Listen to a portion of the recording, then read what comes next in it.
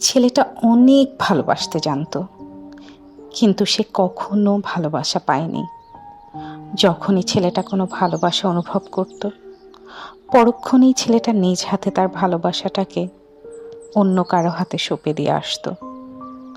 আর তার সে ভালোবাসাটা একটি বারের জন্য পেছন ফিরে তাকিয়ে দেখতো না ছেলেটা কী অবস্থায় আছে, কী অবস্থায় আর থাকবে।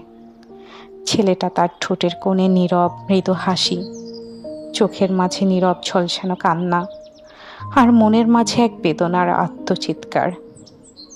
দাঁড়িয়ে দেখছে চলে যাওয়া ভালোবাসাটাকে।